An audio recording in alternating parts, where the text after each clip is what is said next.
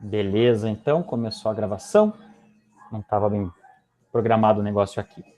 Vamos lá, gente. Então, oficial, boa noite, nessa sexta-feira 13, para conversarmos um pouquinho sobre controle de constitucionalidade, que é o nosso foco aqui nessa reta final do nosso curso, né?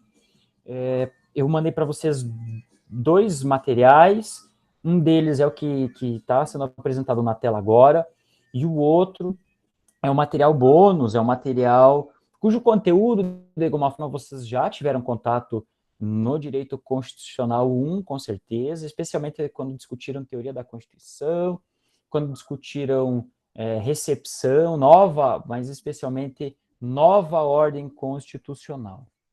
Quando discutiram isso, tem um pouco. E isso faz todo sentido com o que a gente vai trabalhar, está já trabalhando, mas que vai trabalhar hoje, com alguns delineamentos que vocês vão lembrar, mas era tão fácil, eu acabei indo mal na prova do professor João Vitor, às vezes por tensão, por falta de atenção, ou qualquer coisa assim, mas hoje vocês já conseguem ver um pouco de longe, um pouco distanciados, vocês já vão ter uma retomada melhor. E o importante também da fixação, do processo de fixação, é que periodicamente se faça um resgate, né? Para que você dê o recado para o teu cérebro que, de fato, ele precisa guardar, armazenar aquelas informações. Mas, sem mais delongas, meus anjos, vamos lá. Nas outras aulas, nós falamos e classificamos as formas de inconstitucionalidade, as formas de controle de constitucionalidade, a aula de ontem, e hoje nós falaremos sobre as formas de declaração de inconstitucionalidade. Certo? Formas de declaração de inconstitucionalidade. Percebam vocês que agora nós estamos muito mais num campo que envolve a ação, ou a atuação, para a gente não confundir, né? A atuação do Poder Judiciário. Se ontem nós falávamos que existe um controle preventivo e um repressivo, e que o preventivo, tanto o preventivo quanto o repressivo pode ser feitos por executivo, legislativo e judiciário, e que o judiciário, excepcionalmente, atua no preventivo, no mandado de segurança impetrado por parlamentar, e que atua enormemente no controle repressivo, ou pelo menos tem um papel mais destacado que as demais esferas, nós vamos focar exatamente nesse ponto para falar sobre a declaração de inconstitucionalidade. Nós vamos discutir as ações, ou mais precisamente as decisões proferidas dentro dessas ações que discutem a inconstitucionalidade e qual é o nome que se dá a cada uma. É por isso que eu optei por fazer esse esquema de classificações, porque ao falar da classificação, eu preciso dizer o exemplo X se enquadra aqui, o exemplo Z se enquadra aqui. Tá? E assim nós vamos passando, às vezes, repetidamente por algumas ações ou algumas características, e isso vai sedimentando o nosso conhecimento de modo a vocês não esquecerem mais. Joia? Então vamos lá. No final eu passo lá aquele quadro que a gente tem feito e utilizado aqui nas nossas aulas, tá? A primeira classificação relativamente à declaração de inconstitucionalidade diz respeito ao aspecto objetivo ou subjetivo da decisão, mas principalmente do processo em que está envolvido. Né? Que tipo de processo envolve essa discussão sobre a inconstitucionalidade? É importante a gente destacar, então, que é possível, e ontem nós vimos, é possível que, às vezes, o controle de constitucionalidade seja feito dentro de um processo em que exista uma discussão concreta, ou seja, que exista autor e réu, processo nos moldes clássicos, que o autor demande contra o réu baseado em uma lei qualquer, e que, eventualmente, esse réu diga o seguinte: a lei na qual se baseia o pedido do autor é inconstitucional. E dentro desse processo, o que se procura fazer é exatamente proteger direito subjetivo, assegurar direitos subjetivos. Nós damos a esse tipo de processo o nome de processo constitucional subjetivo. Quando nós falamos em controle concreto ontem, ou seja, em uma situação específica, nós estamos falando, a rigor, em um processo constitucional subjetivo, que tem partes, tem autores, tem réus. Tudo bem? A decisão de inconstitucionalidade proferida dentro de um processo dessa natureza, essa decisão, ela como qualquer decisão, produtora de efeitos no mundo real. E quando eu digo produtora de efeitos no mundo real, eu digo ela não se limita a declarar inconstitucional, mas ela produz efeitos para além do processo, por assim dizer. No entanto, essa produção de efeitos para além do processo não significa para além das partes do processo. Ou seja, entra no mundo real, mas adstrita a decisão apenas às partes. E é por essa razão que nós dizemos que a decisão de inconstitucionalidade em um processo constitucional subjetivo possui efeitos adstritos às partes do processo. Por isso que nós dizemos efeitos interpartes, entre as partes. Tudo bem? Então, se de repente você está discutindo dentro de um processo a constitucionalidade de uma lei municipal, uma lei tributária municipal, que trata do IPTU, por exemplo, né? Poderia ser o ISS, poderia ser ontem eu dei o exemplo que eu demandava contra o Juarez, né? Juarez trabalha na vigilância, não é, Juarez? Imagina uma lei do município que eventualmente trate de vigilância, mas trate de outros temas também, não poderia, que são de competência da União, ou do Estado, para ficar um pouco mais fácil, mas de competência da União, tá? Seria mais fácil acontecer, mas quando a gente fala da União fica mais evidente. Bem, nessa situação, uma pessoa que de repente tenha sido autuada lá pelo Juarez, investido do seu cargo, dos poderes que a competência do cargo lhe confere, do seu poder-dever, né, que a gente chama em direito administrativo, pode impugnar o ato praticado por ele, agente público, mediante a alegação de inconstitucionalidade da lei na qual se baseia a autuação, porque quando ele faz a autuação, ele precisa indicar qual é o fundamento legal, então vai dizer lei municipal, número tal, certo? Você fez isso, mas o teu vizinho ou o comerciante do lado não fez a mesma coisa, embora ele tenha sido autuado pela mesma fundamentação legal, pelo mesmo motivo, por tudo, motivos fáticos e jurídicos os mesmos, porque não se adequam, de repente, a um enquadramento que a lei municipal prevê. Nessa situação, os efeitos daquela decisão que você tem em seu favor porque demandou contra o município por conta do ato praticado pelo Juarez enquanto agente público, essa decisão, por mais lógica, necessária, que pareça ela se estender a todos os comerciantes na mesma situação, para dar um exemplo, né? Imagina, tem um açougue, tem um mercado, tem um comércio qualquer. Essa parte, ou essa pessoa, ou essa empresa que não ingressou em juízo pedindo a declaração pedindo a nulidade do ato mediante a declaração de inconstitucionalidade, essa pessoa não será beneficiada, não será alcançada, mas pode fazer divisa, de parede, mas não será albergada pela decisão. Por quê? Porque a decisão está adstrita às partes do processo, aos sujeitos do processo. É por isso que nós dizemos processo constitucional subjetivo. O objetivo dele ou a finalidade dele é assegurar o direito subjetivo deduzido em juízo. Por isso que nós chamamos o direito subjetivo de facultas agendi, a faculdade de agir. Você tem a faculdade de demandar judicialmente, não a obrigação. Se você tem a faculdade de agir e não o faz, bem, você assume os riscos da tua inação ou da tua omissão. Tudo bem aqui, gente? Joia? Eu vou passando aí. Por outro lado, gente, em um processo constitucional, quando a gente vai falar, lembrem do controle abstrato. Quando nós falamos em controle abstrato, nós falamos em um processo constitucional objetivo. Por quê? Porque ele trata do direito em tese, do direito enquanto ordenamento, ou, portanto, do direito objetivo, e não do direito subjetivo das partes.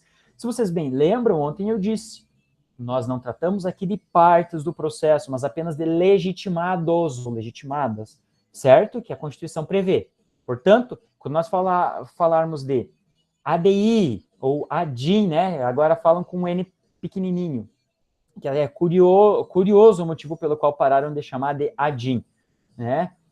Por exemplo, eu já vou falar, ADC ou o ADPF, nós falamos de um controle concentrado, um controle abstrato, e por abstrato ser, é um tipo de processo constitucional, porque está tratando de discussão constitucional, mas de caráter objetivo, certo? Antes de falar sobre os efeitos, o Juarez fez uma pergunta aqui no chat, dizendo, não servirá como um precedente? Sim, Juarez. Aliás, considerando esse exemplo que eu dei, para ficar até mais fácil, o vizinho, sabendo que o ato foi anulado, que ganhou, né, judicialmente e tal, ele vai ingressar judicialmente, provavelmente vai cair para o mesmo juiz, se for uma comarca pequena. Aqui talvez caia para outro, né, porque primeira ou segunda vara da Fazenda Pública. Mas pode servir como eu diria, um julgado, não propriamente um precedente. O conceito de precedente, ele é muito mais preciso, diria, né? Ele dá a ideia de fato, já trazer elementos a longo tempo e servir como precedente mesmo, as razões de decidir, ou a ratio decidendi já servir. E geralmente para tribunais. Aqui não é bem o caso, mas sim, já vai servir no sentido de orientar o pensamento. Se for o mesmo juiz, você já sabe provavelmente qual a decisão, a não ser que ele tenha mudado de uma hora para outra. Mas cai para o outro, já é caso, inclusive, do advogado ou advogada dizer, olha, no processo número tal, em que o vizinho ajuizou a situação idêntica, foi declarada inconstitucionalidade. E aí até pode citar. Então, pode servir sim, Juarez. Pode servir sim.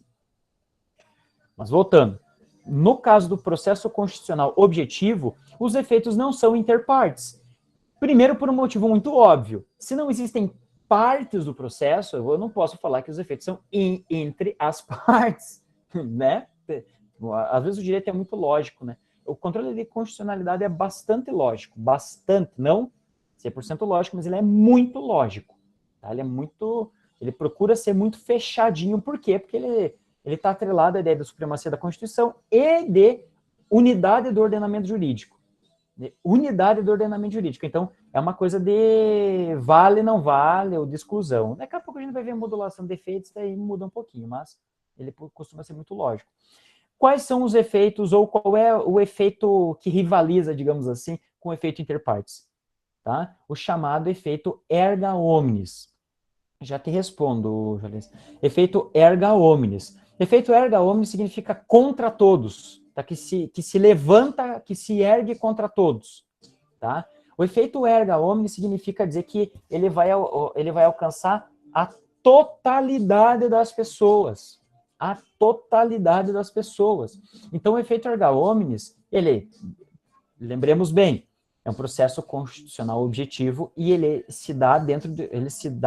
é a materialização do controle abstrato.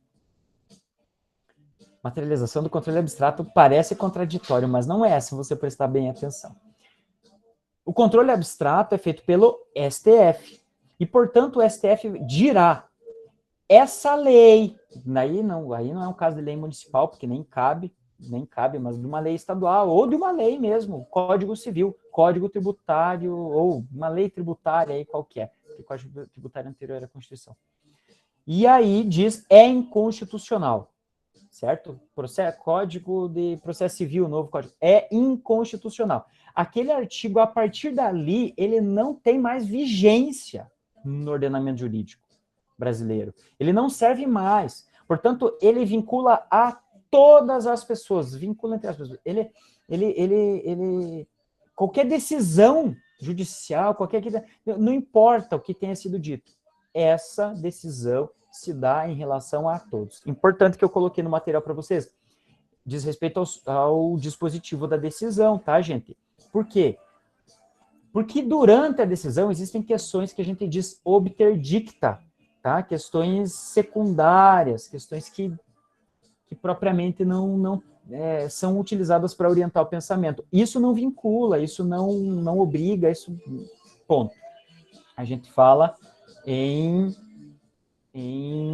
dispositivo, vincula a todos. Isso é efeito erga omnes. Então, eu, o Juarez, a Leandra, enfim, a Vanessa, a Mayra, o Bereza, que está com pouco cabelo, vincula todo mundo, tá, gente? Vincula todo mundo, independentemente de ter participado ou não do processo. Aliás, só vai participar desse processo como amigo da corte, né? Amicus curiae, só, mas não como parte, porque parte não existe nesse tipo de processo. Além do efeito erga omnes, existe o efeito vinculante, são coisas diferentes, tá? São coisas diferentes. Quando eu falo em efeito vinculante, eu estou muito precisamente falando sobre o poder público, tá? Sobre o poder público no sentido amplo. E aí eu preciso esmiuçar agora. Refere-se, essa decisão do STF vincula tanto os membros todos do Poder Judiciário, tá? Todos os órgãos do Poder Judiciário. Então, uma decisão proferida em sede de controle abstrato, ou seja, num processo constitucional objetivo, em uma ADIM, ou uma ADC, ou uma ADPF, não importa se o juiz não concorda com aquele entendimento. Não importa se o Tribunal de Justiça pensa diferente, né? É irrelevante. Isso é absolutamente irrelevante. Por quê? Porque já terá sido extirpado do mundo jurídico a norma que foi objeto e foi declarada inconstitucional. Ou, se é uma ação declaratória de constitucionalidade, não importa se o juiz de União da Vitória acha que é inconstitucional aquela norma. Se o STF disser é constitucional, precisa aplicar. Se o juiz declarar inconstitucional, assim, é uma aberração, cabe até reclamação, certo? Porque aí não faz sentido. Alguém tem a última palavra, mas qualquer juiz em qualquer lugar pode dizer, mas eu não concordo. Mas, assim, meu amigo, ninguém está perguntando se você concorda. Mas é a minha liberdade funcional, meus ovo liberdade funcional, besteira. Tem uma hora que existe a palavra final. Quando acontece isso no processo constitucional objetivo, é dada a palavra final. Então, vincula a todos os membros do Poder Judiciário, a todos os órgãos do Poder Judiciário, para ser mais preciso. E também vincula a todas as pessoas jurídicas, por assim dizer, mas a todos os órgãos, que daí não tem personalidade jurídica, da administração pública. Pensemos o Poder Executivo. Prefeitura e suas secretarias, né? O município com suas secretarias, mas a gente vai dizer a prefeitura. O Estado e suas secretarias e a própria União e seus ministérios. Inclusive, as pessoas jurídicas de direito, as pessoas jurídicas da administração indireta, autarquias, fundações e tal, vincula, tá? Efeito vinculante a todas essas. Tudo bem? Tranquilo? Isso é bem importante. Isso não só se refere ao dispositivo da decisão, dizendo declara inconstitucional, mas também aos motivos determinantes. Eu coloquei ali para vocês. Os motivos determinantes que nós, no latinismo, chamamos de ratio decidendi, ou razão de decidir. Tá? A razão de decidir, ou os motivos que levaram o STF a decidir daquela forma, também vinculam. Portanto, se por algum motivo, na prefeitura, no governo do Estado, tentar praticar um ato que, embora não especialmente aplique a lei X, porque ela foi declarada inconstitucional, os motivos que levaram a declarar inconstitucional vinculam também o poder executivo, que não pode agir em dissonância daqueles motivos, certo? Existe uma discussão sobre isso, gente, isso eu estou falando mais amplamente, mas há quem diga que não, que só se for aquela que foi acolhida e que consta expressamente, indubitavelmente, na decisão. Mas é importante já entender, já começar a clarear e abrir o pensamento. Importante, eu falei do executivo e falei do judiciário. E o legislativo? A questão fundamental.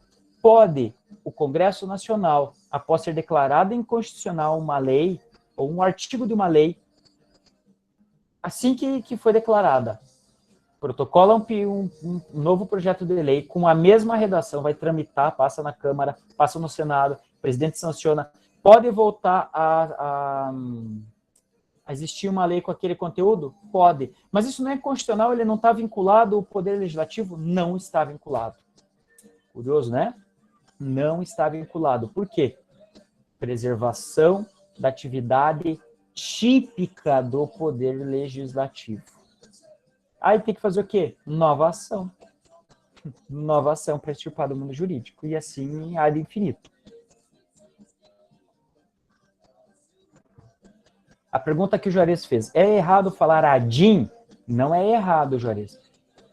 Se optou, eu aprendi como Adim e o N não era pequenininho, era grande. A gente sempre falou Adim. Muita gente fala ainda em uma Adim e não uma ADI, até mais, soa mais, né, natural falar Adim. Se diz que se optou por falar em ADI para evitar, por exemplo, quando está pautando. Então, vamos lá, está uma sessão na STF, está rolando ali e tal. E assim como num processo corriqueiro aí, de interpartes, vai dizer, pelo habeas corpus tal, pelo HCX, pelo mandado de segurança tal, pela ação declaratória, pelo tal, né, ou pela ação tal, Pradim também. E aí dizia, número tal, tal, Peladim, tá? Peladinho. Então, essa cacofonia, essas coisas, principalmente depois da TV Justiça, que aí isso é televisionado, para meu Deus, para evitar esse tipo de constrangimento, se optou por falar em ADI. Porque pela ADC, pela, sei lá, pela DO, tudo bem, mas pela DO tá quase, não dá. Pela DPF, mas peladinho, aí ferrou, né? Então, aí se fala pela ADI. Enfim, essas coisas. Para evitar a quinta série entrou na presidência da República, mas para evitar que ela também entre no STF, por mais que tenha bastante defeitos, né? Mas se optou por fazer assim. A pergunta que você fez, o que é a fossilização, Juarez? Fossilização do direito, essa é uma discussão hoje um pouco menor, mas assim, quando eu era acadêmico, por exemplo, essa discussão sobre fossilizar o direito de engessá-lo, vocês devem ter estudado isso em mutação constitucional.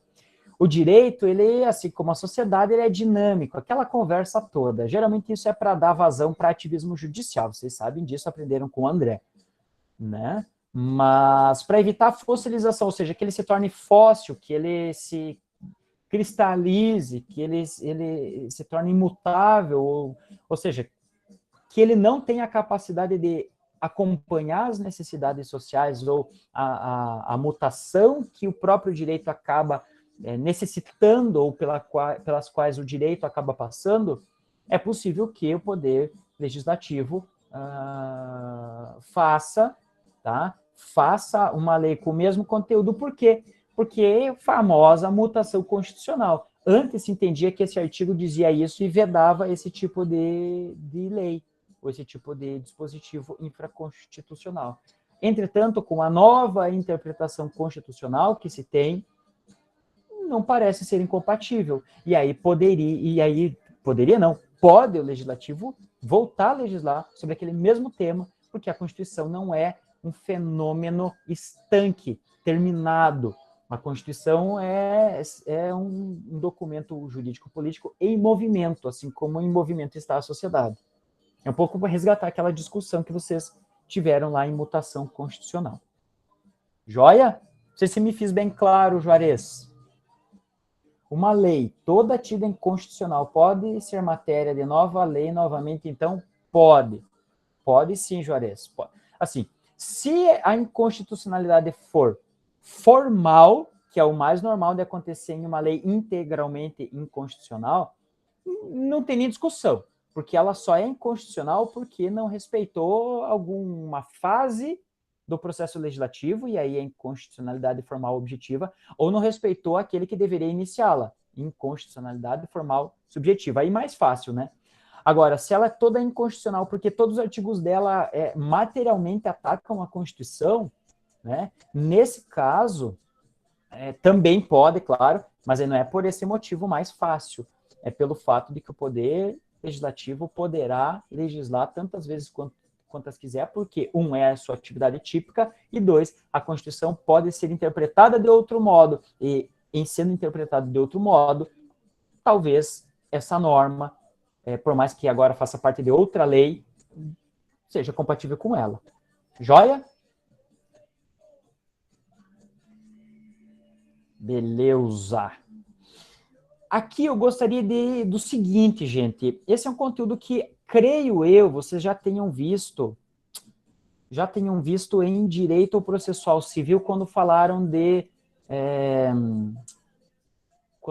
e até em hermenêutica, quando falaram de sentença, quando falaram de necessidade de fundamentação da sentença, e aí se falou em precedente, em respeito ao precedente, talvez tenha usado essas expressões como estar decisis, ou o estado de coisas, ou o estado da decisão, ou como é que vem se decidindo, tá? Como é que vem se decidindo, são todas expressões da common law estadunidense, todas as expressões vindas de lá, tá? E aí que você vai discutir, existem, no sentido vertical, que tem um tribunal, uma corte que decide e vincula todos os demais, ou juízes, tribunais de mesma hierarquia, um pouco aquele exemplo que o Jair deu, né? E eu falei, a primeira vara, a segunda vara, então, sentido horizontal.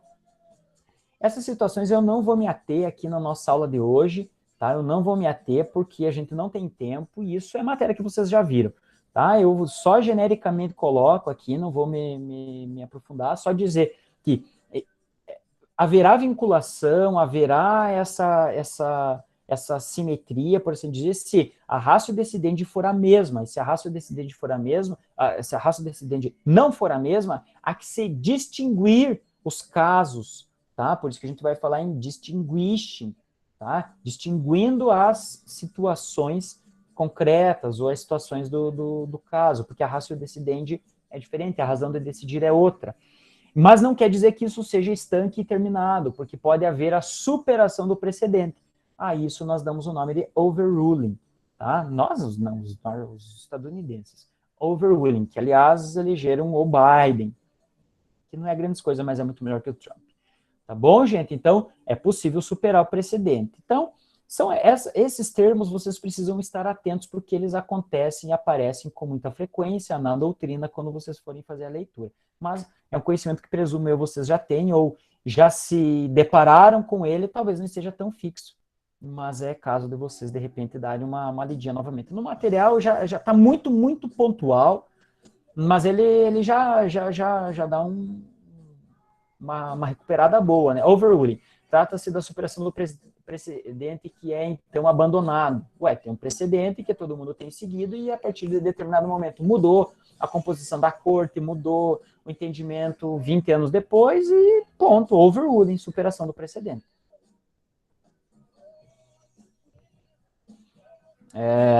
Vamos passar para outro aspecto, então, que é o aspecto temporal. Até agora nós tratamos quanto ao aspecto objetivo e subjetivo da decisão. Aqui o aspecto temporal. Importantíssimo, importantíssimo, importantíssimo.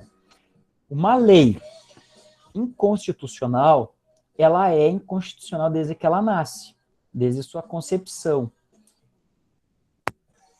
Portanto, a rigor, toda decisão proferida em sede de controle de constitucionalidade retroage a data não do protocolo da ação, não do direito lesado, enfim, retroage a data da transformação do projeto em lei. Ou seja, desde sempre a lei é inconstitucional. Isso é a regra geral, tá? A esse efeito, ou seja, esse efeito retroativo, nós damos um nome de, mais um latinismo, ex tunc. Vocês já estudaram isso com o João. Ele deve ter dado um macete, porque todas as vezes que eu dei aula dessa parte, todo mundo disse que o João falava que ex tunc lembrar da testa. Uma coisa assim. Não me lembro, testa e nuca, alguma coisa assim. Isso, então vocês lembram desse macete aí. Eu não vou lançar a mão desse tipo de macete, até porque nem sei, posso fazer o macete errado aí. Não gosto muito dessas coisas, mas vamos lá. Efeito ex tunc é aquele que retroage, tá? Retroage a data da inconstitucionalidade, tá? Enfim, retroage. Tranquilo? Já o efeito ex nunc, eu aprendi outro macete que era N, quer dizer não retroage, tá? É que ele não retroage. Então, nuca para trás, tunc tropeçar para frente. Nossa. Essas coisas aí que fala tunc, nunc, não sei o quê, com nuca e testa e tropeça e leva. Aí, ó, valeu, vocês aprenderam. Mas, enfim, ex-tunc é que retroage, tá? É desde que foi concebido. Ex-nunc não retroage, gente, tá? Então, coloquei para vocês. E isso se aplica tanto ao controle difuso ao concentrado, independentemente do controle. Tanto faz se é num caso, situação concreta, ou é lá no STF discutindo a lei, não importa, tá? É possível aplicar tanto em um quanto em outro. Esventola, tapa na orelha. Jesus, Maria José, essas conversas de vocês aí. Mas vamos lá. Quando, eventualmente, imagine, uma lei, principalmente no controle abstrato, tiver ficado em vigor durante muito tempo, 5, 10, 15 anos, 20 anos, em vigor uma lei. Imagina, ela presidiu, ela disciplinou a vida de muito, ou pelo menos o tratamento jurídico de relações sociais da vida de muita gente. Simplesmente dizer que ela não vale nada e que tudo que tenha sido feito com base nela é inconstitucional e que, portanto, não vale, é simplesmente passar por cima de situações consolidadas, é passar por cima de relações sociais já resolvidas, passar por cima de situações, ou condições sociais das quais sequer se questionou, tá? E, portanto, por razões mais do que de imperativas, sobretudo de segurança jurídica, recomenda-se algumas vezes que se diga não retroage essa decisão. Ou seja, a partir daqui, tá? A partir daqui, as relações jurídicas não poderão ser presididas ou disciplinadas por essa lei. Tudo que tem para trás vale, por mais que a lei era inconstitucional, mas vale ou valeu até aqui, porque nós cometeríamos um grave erro, o STF pensando, um grave erro que estremeceria as bases da nossa sociedade, tá? Alguém me disse que uma das explicações era que era nuca, porque daí batia, e assim, ó, é nunca, então bate e é daqui para frente só. Daqui para frente. Então não retroage, não vai para trás. Daqui para frente. E ex-tunc, você dá um tapa na testa e você volta, ou seja, você vai para trás. Era alguma coisa assim que me explicaram de um tapa na testa ou tapa na nuca. Tá, volta. Era meio isso. Então, ex-tunc, deu um tapa na testa, volta, retroage. Ex-nunc, dá um tapa na nuca, não, vai só para frente. E é isso aí. Então, beleza. Então, se isso serve e vocês lembram bem, pega lá, associa com o que vocês estão vendo hoje, a decisão é assim. Então, o STF, hoje, vamos imaginar, 13 de novembro de 2020, ele decide, nunca valeu nada dessa lei, blá, blá, blá, ponto. Então, nenhuma relação valeu. Ou, se vai causar uma comoção, um problema social muito grande, vai declarar, a partir de hoje, ela não vale mais. Ela sempre foi inconstitucional, mas a partir de hoje ela não vale mais. Então, os efeitos são efeitos ex nunc, tá? Existe outro efeito ainda não satisfeito, né?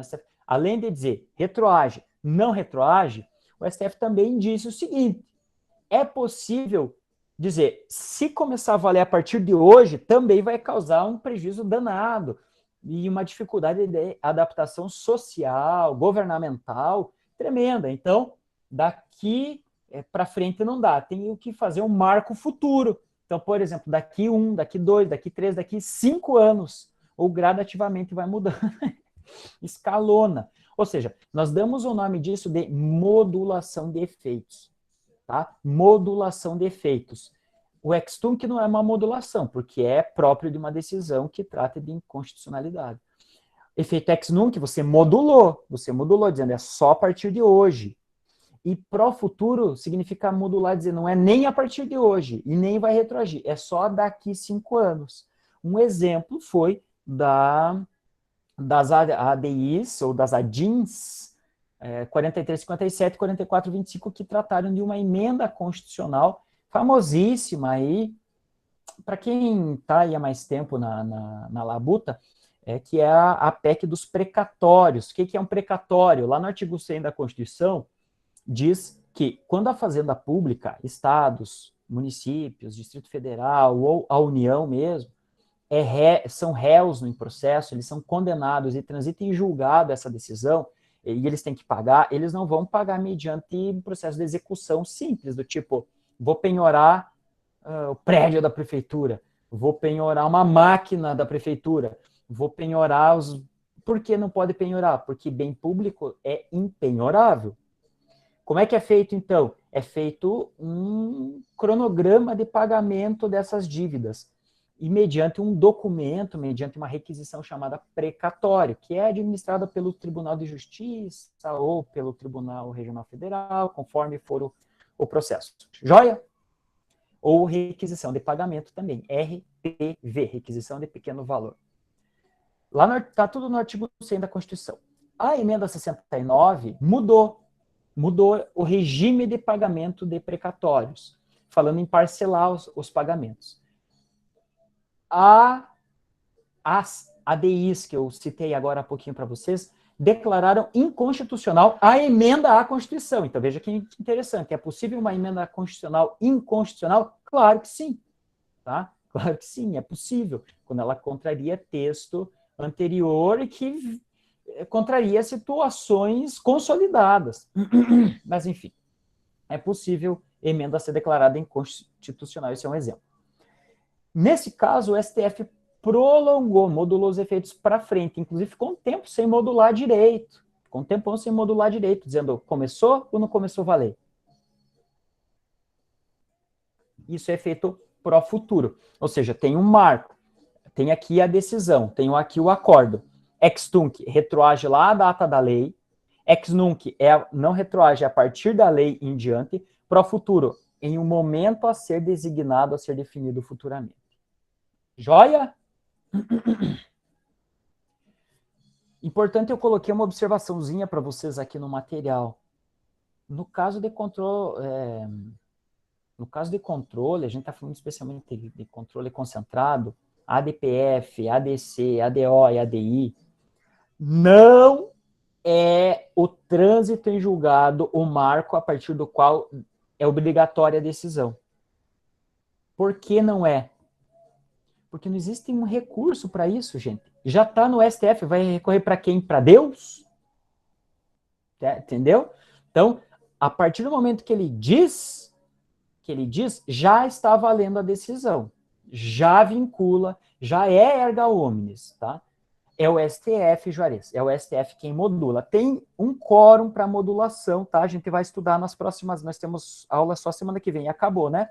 Na aula que vem eu vou tratar com vocês do controle concentrado. Eu vou falar dessas ações aqui, dessas ações de controle abstrato. ADI, ADC, ADPF e ADO. Tá? Mas daí podem modular os efeitos. Joia?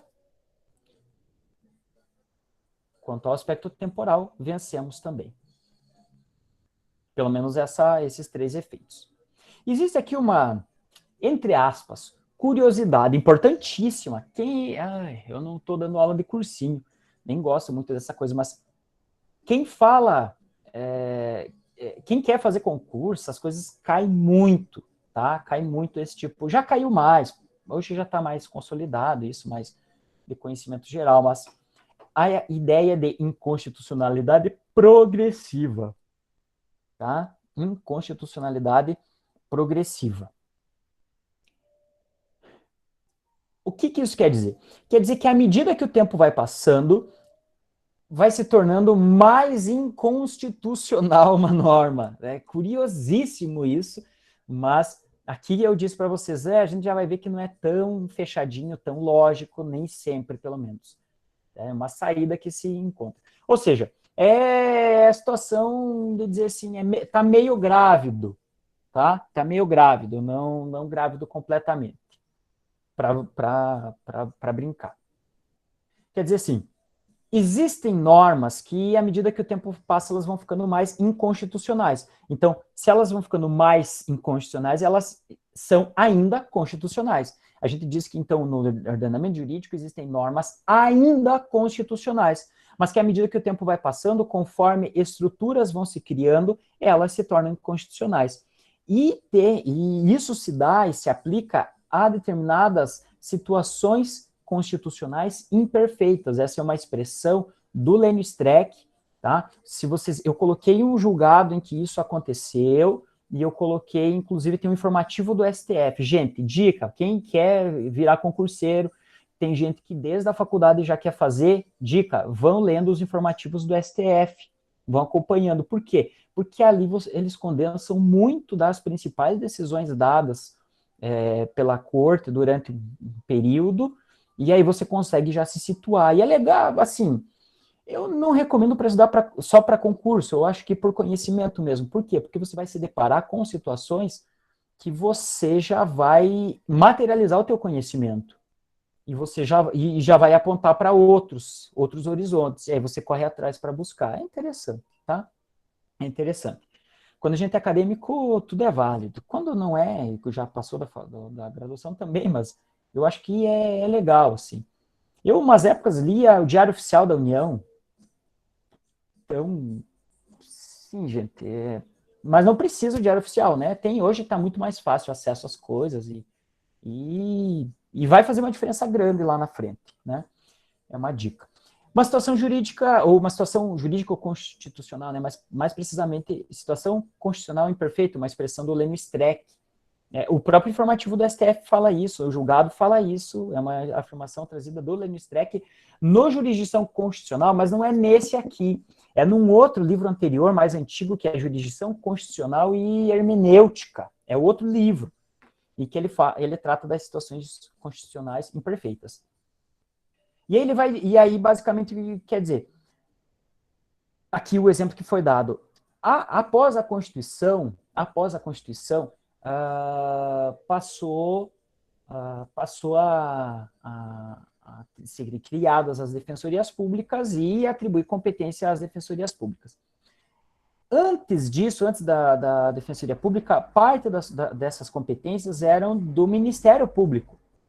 E aí, aí o Ministério Público perdeu essa competência com a nova Constituição. No entanto, diante da ausência de defensorias públicas, as pessoas não podem ficar desamparadas, certo? E não podendo ficar desamparadas, alguém tem que dar conta da tutela de direitos das pessoas.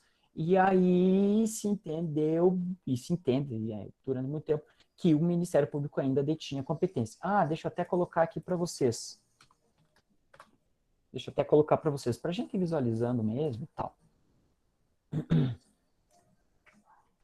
Vocês vão ter só semestre que vem, né? O código o processo penal, então é bom a gente trabalhar aqui. Diz lá o artigo 68. Quando o titular do direito à reparação do dano for pobre, a gente está falando bom, vamos lá, já explico. A execução da sentença condenatória ou a ação civil será promovida a seu requerimento pelo Ministério Público. Tá? Essa norma é prévia à Constituição. Hoje, quem pode fazer isso é a Defensoria Pública, que é a defesa das pessoas pobres em juízo, daqueles que não têm condições de arcar com o pagamento de honorários advocatícios. Lá no processo penal, se alguém, por exemplo, uma pessoa é vítima de uma agressão, de um dano, qualquer coisa assim. A sentença penal, ela já determina o valor mínimo para a indenização. O valor mínimo, pode ser que vá no cível e consiga mais, mas o valor mínimo. Essa sentença pode ser executada, tá? Pode ser executada. Ou, caso não tenha, enfim, é possível ajuizar uma ação civil que a gente chama de ação civil ex delito, ou seja, decorrente de um delito. Então, eu vou processar a pessoa lá na esfera civil para cobrar dela um valor por conta do dano que ela cometeu. E ela cometeu um dano que foi reconhecido como crime de dano, um exemplo só, né? Lá na esfera penal. Só que ela não tem dinheiro para pagar, não tem dinheiro para pagar as custas do advogado e tal. Nesse caso, hoje, é a Defensoria Pública quem faz. Mas quando a Constituição veio, quando a Constituição foi promulgada, tá? Quando a Constituição foi promulgada, ela atribuiu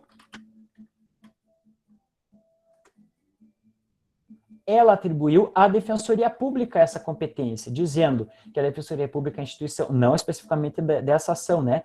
Mas dizendo que é a função essencial jurisdicional do Estado, incumbindo ele como expressão do instrumento do regime democrático, fundamentalmente a orientação jurídica, a promoção dos direitos humanos e a defesa, em todos os graus, judicial e extrajudicial, dos direitos individuais e coletivos de forma integral e gratuita aos necessitados. Ou seja, o que está chamado pelo CPP de pobre são os necessitados na linguagem da Constituição. Aqui diz Ministério Público, aqui diz Defensoria Pública. É muito fácil dizer, é Defensoria Pública, professor. Constituição, lei, né, hierarquia, tchau.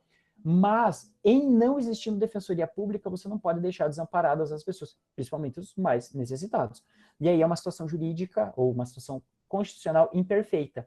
À medida que vão sendo instaladas as defensorias públicas, o Ministério Público deixa de ter a competência.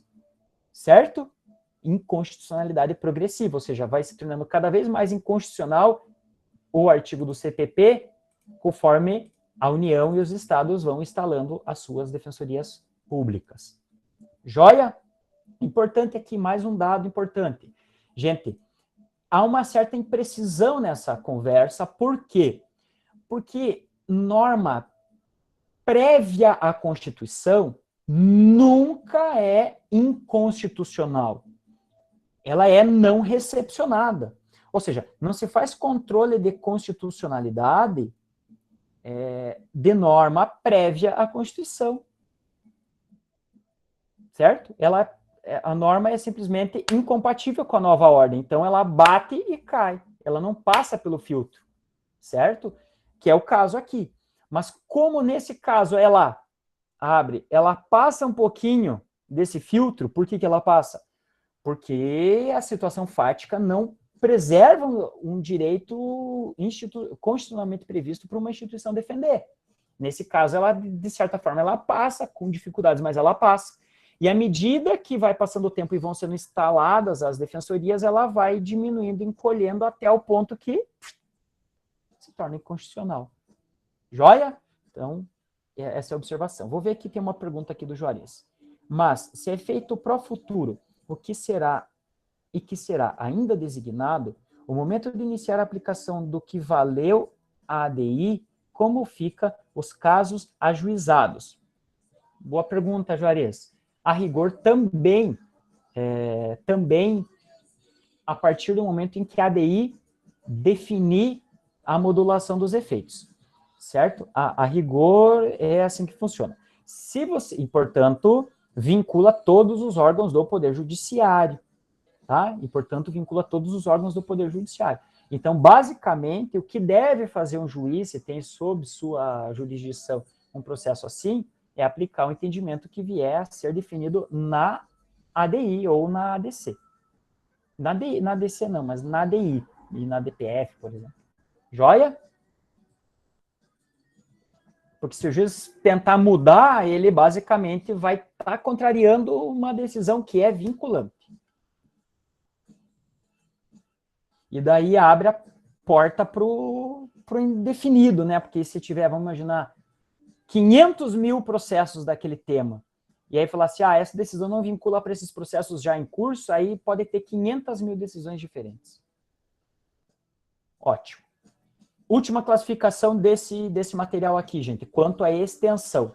Quanto à extensão da decisão, né, ou quanto a decisão vai alcançar o quê da lei ou do artigo, a gente pode dizer que, quanto à extensão, pode haver uma declaração da inconstitucionalidade, tá? Uma declaração da inconstitucionalidade, ou a declaração ou a inconstitucionalidade por arrastamento, aqui nós temos, a gente já viu isso na primeira aula. Aqui eu falo diretamente, trato daquele artigo em específico, ou daquele caput, daquele inciso, daquela linha, daquele parágrafo, enfim, específico. Ou aqui eu trato de algo que vai ser alcançado pela decisão. Mas vamos por partes. Declaração de nulidade ou inconstitucionalidade. Vejam, toda inconstitucionalidade é uma nulidade, mas nem toda nulidade é uma inconstitucionalidade. Gravem bem, né? Então, uma nulidade pode ser porque descumpriu a lei, não observou a lei. Agora, uma inconstitucionalidade sempre será uma nulidade, da maior gravidade, não há dúvida. Né? Mas só para a gente deixar bem claro. É que vocês vão encontrar assim na doutrina, vai dizer, mas professor, é a declaração de nulidade, não de inconstitucionalidade. Nesse caso, estão tratados, entre aspas, como sinônimos. Né? E essa declaração pode ser sem redução de texto ou com redução de texto, gente. Ou com redução de texto. Olha só que interessante aqui. Eu posso declarar inconstitucional uma interpretação do artigo sem retirá-lo do mundo jurídico. Olha que loucura, né? Então, eu digo assim, ó, o artigo 17 da lei número tal lá, da lei A, para ficar mais fácil, esse artigo, ele comporta mais de uma interpretação. Comporta mais de uma interpretação. A primeira interpretação diz isso, a segunda diz isso, e vamos imaginar, a terceira diz aquilo. Mais difícil, mas vamos pensar, a primeira diz isso, a segunda diz isso. Para ficar em dois exemplos, ficar mais fácil, senão a gente vai passar a noite toda dando exemplo de batida de ônibus interestelar, nos anéis de Saturno, vindo de Júpiter, em missão de Marte, perdidos de Vênus. Ninguém sabe a resposta, né? Vamos lá. Sem redução de texto é dizer, tem a interpretação, a primeira e a segunda. O STF, qualquer um pode, o juiz, o tribunal também pode, mas pode dizer assim, ó, a primeira interpretação ela é equivocada. Por quê? Porque ela contraria a Constituição. A interpretação conforme a Constituição, inclusive está no material, princípio ou interpretação conforme a Constituição, como uma expressão, coloca entre aspas, interpretação conforme a Constituição. A interpretação conforme a Constituição é a segunda, é só um exemplo que eu estou dando, é a segunda. A primeira é incompatível, a segunda é compatível.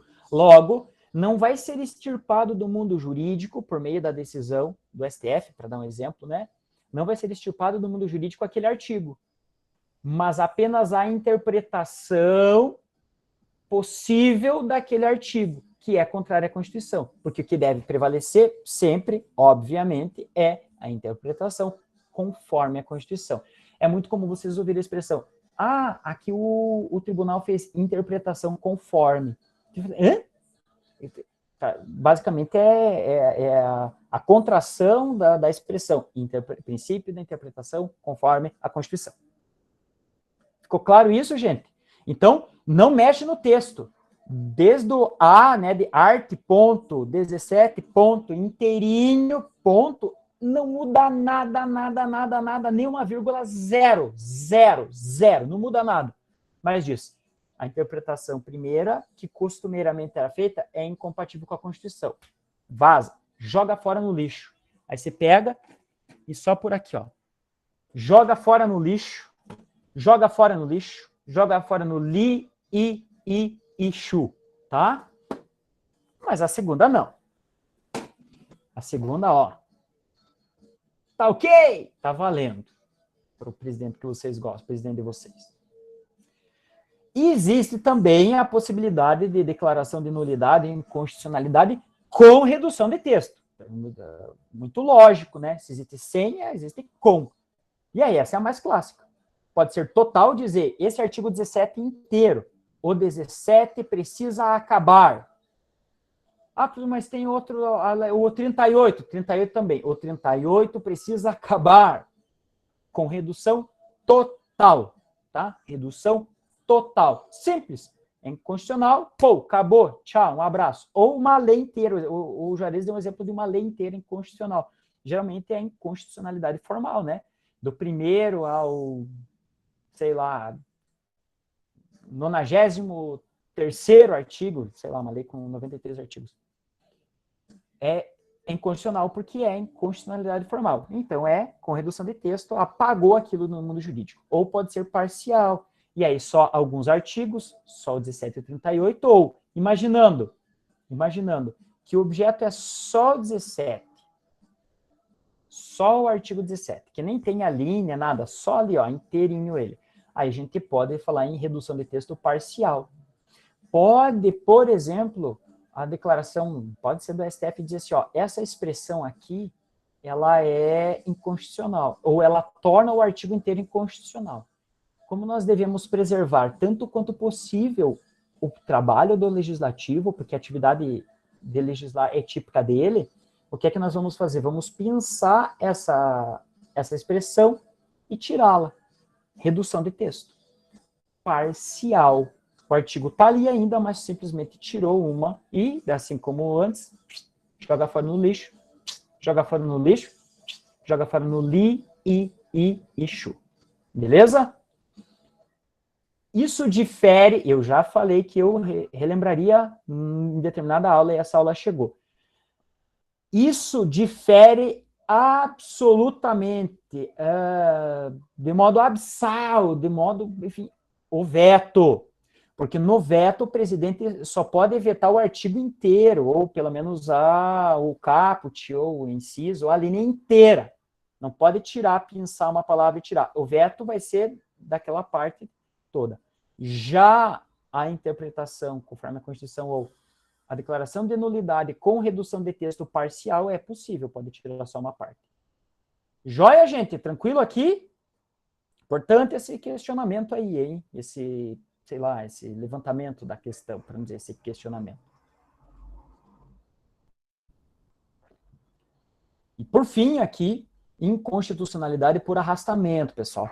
Nós já vimos ontem ou anteontem, só o STF, e não só o STF, por exemplo, um juiz de primeira instância também pode. Eu dei o exemplo do STF para ficar mais claro, e daí no ordenamento jurídico, daí você vai ver no Planalto, está lá, artigo 17, escrito, e aí tem assim, às vezes entre parênteses, ver adim número tal, e aí continua o artigo. Pode ver que às vezes tem isso. Você clica no link, ele redireciona para o STF e está lá o STF dizendo que a expressão X foi retirada, deve ser retirada, ela não vale porque torna inconstitucional. É a aplicação da interpretação conforme. Mas pode o juiz do caso aplicar, pode o juiz no caso aplicar isso. Só que daí é a mesma forma, né? Só vale entre as partes. As outras estão vinculadas àquela expressão que torna inconstitucional. Boa, vão perguntando assim. E por fim, constitucionalidade por arrastamento, como eu já havia alertado vocês nas aulas anteriores, mas aqui é uma classificação importante quanto à extensão. Aqui nós não estamos falando do texto direto ali, né, que é objeto da ação. Não é o artigo 17, por exemplo, né, ou não é a lei X. Mas quer dizer o seguinte, que às vezes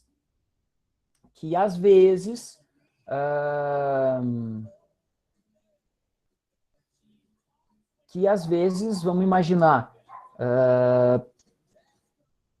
chega numa ADI, numa ADC, uma situação em que daquela decisão decorrem outras consequências, como, por exemplo, o meu objeto é uma emenda à Constituição. O caso da emenda constitucional é emblemático, que eu falei para vocês da emenda constitucional lá de 2009. Declarou inconstitucional o regime de precatórios, tendo uma lei que regulamenta esse regime de precatórios, a lei, por consequência, é inconstitucional também. Certo? Mas aí, vamos por partes. Existem dois tipos de inconstitucionalidade por arrastamento. Um de caráter horizontal, outro de caráter vertical. Qual a diferença? O nome já denuncia, né, gente? O nome já denuncia. Será horizontal por arrastamento a inconstitucionalidade quando um artigo de lei, por exemplo, pode ser dentro da mesma lei ou em outra lei, mas principalmente dentro da mesma lei, quando um artigo de lei regulamenta ou é dependente de outro, que por sua vez foi declarado inconstitucional. Então, o artigo 17, lembra que o artigo 17 foi objeto de uma ADI. O 38 não, mas o 17 foi objeto de uma ADI. O Procurador-Geral da República moveu uma ação para isso. O STF vai lá e declara inconstitucional o artigo 17. Porém, se percebe ao longo do processo, na própria decisão, que o artigo 38 dessa mesma lei, ele nada mais é do que a continuidade. Ele nada mais é do que o próximo passo dado dentro daquela lei do que o 17. Nesse caso, ambos são uma aberração, o 17 e o 38, tá? O 17 e o 38. Nesse caso, portanto, por arrastamento horizontal, porque estão no mesmo plano, por arrastamento horizontal, a decisão vai alcançar não só o 17, mas também o 38, e ambos são inconstitucionais. Isso, como eu já disse aulas atrás, não fere a ideia de inércia do Poder Judiciário, tá? Ou não se trata de um julgamento extra petita e, portanto, ilegal, né? Portanto, em desconformidade com o ordenamento jurídico. Porque, nesse caso, precisa ser retirado do mundo jurídico mesmo. Tudo bem? E outra forma de inconstitucionalidade não é a horizontal, mas a vertical. Isso aqui é mais fácil, né? O exemplo que eu dei. Emenda à Constituição declarada inconstitucional, tem uma lei que regulamenta essa emenda. A lei também, por via de consequência, é inconstitucional. Outra hipótese, tem uma lei que é dita inconstitucional e tem um decreto que regulamenta a lei. Se a lei é inconstitucional, o decreto que a regulamenta também o é, por arrastamento vertical, porque elas estão em uma posição hierárquica. Joia, gente? Tranquilos e tranquilas aqui no nosso conteúdo?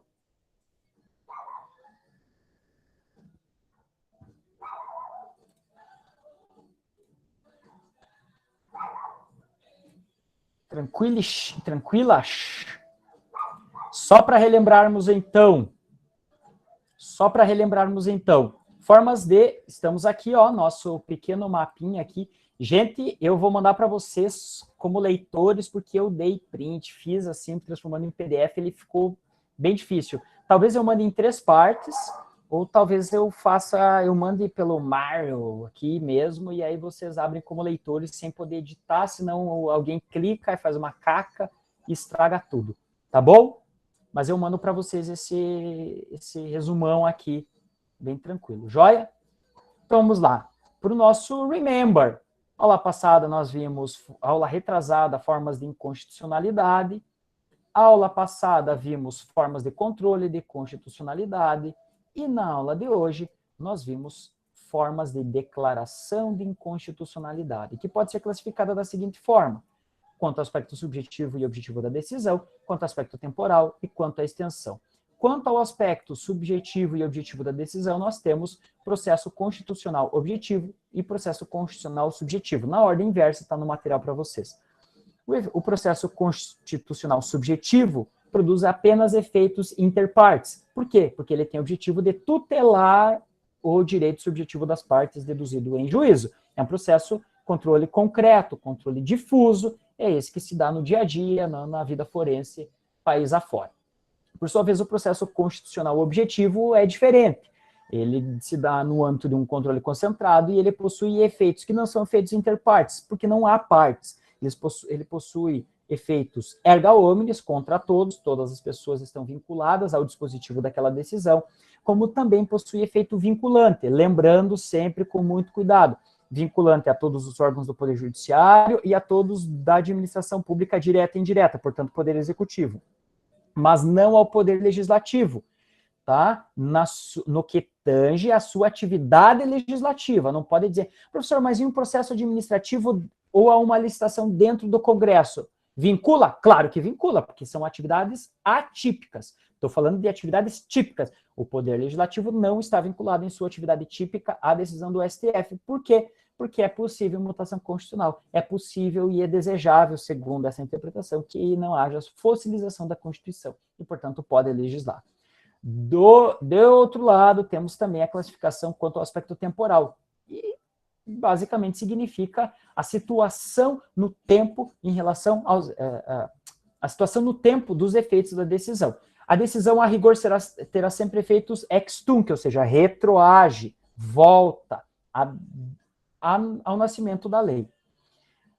Em situações mais graves, em que o imperativo da segurança jurídica ele é uma realidade, o efeito será ex nunc, ou seja, a partir da decisão em diante, ou seja, a partir daquele dia, a partir do próximo e todos os demais respeitarão aquela lei, a decisão sobre aquela determinada lei e não as situações precedentes, as situações pretéritas. E ainda existe o efeito pró-futuro, que não é nem no passado, nem no hoje, mas no futuro, em momento a ser definido em regime de modulação de efeitos nesse caso aqui a gente está dando o exemplo, pelo STF. Não só pelo STF, poderia ser um juiz falar, só vai valer daqui, sei lá, mas a rigor pelo STF.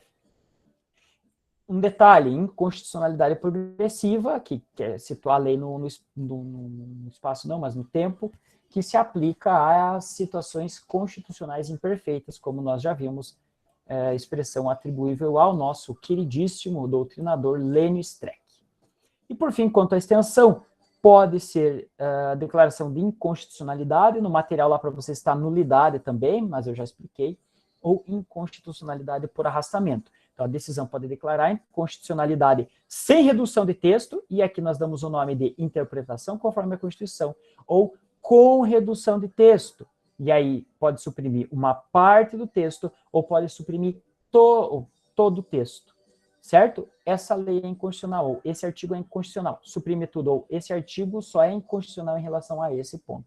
Pinça aquele ponto e tira o que difere do veto. Por fim, inconstitucionalidade por arrastamento, que pode ser horizontal. Declarou o artigo 17 inconstitucional, o 38 também vai ser. Por quê? Porque o 38, por exemplo, só diz, o prazo para cumprimento do artigo 17 é tanto. Bom, por arrastamento, se ele só existe para fazer valer o 17, elimina o 17, elimina o 38 também. E o vertical é diferente, a situação similar, só que em posições diferentes. Declarou inconstitucional essa lei, ou esse artigo de lei, e o decreto diz que o prazo para requerer o direito previsto no artigo tal, que foi declarado inconstitucional, automaticamente o decreto, nesse ponto, também é inconstitucional por arrastamento. Tá bem, minha gente? Essa é a lembrança. Vou deixar gravado, já ia para a gravação, vou deixar gravado aqui. O próximo conteúdo nosso, entre aspas, próximo, que está como bônus, esse aqui não será objeto de aula.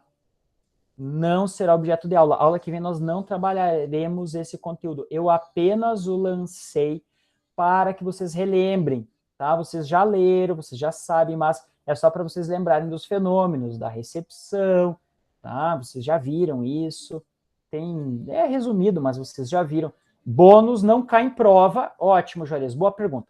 Bônus não cai em prova, embora isso esteja pressuposto. Se eu disser assim, é possível o controle, é correto afirmar que o controle de constitucionalidade das leis se refere a normas anteriores e posteriores à Constituição. Isso é falso, isso eu posso cobrar. Embora esteja aqui no fenômeno recepção, eu já falei em outras aulas, falei hoje mais uma vez, e isso está pressuposto no conhecimento. Né? Então, não pode alegar depois, professor, caiu recepção, e recepção estava lá naquela unidade 4. Né? Mas, por exemplo, eu não vou cobrar o que é repristinação. Eu só coloquei aqui para vocês recordarem.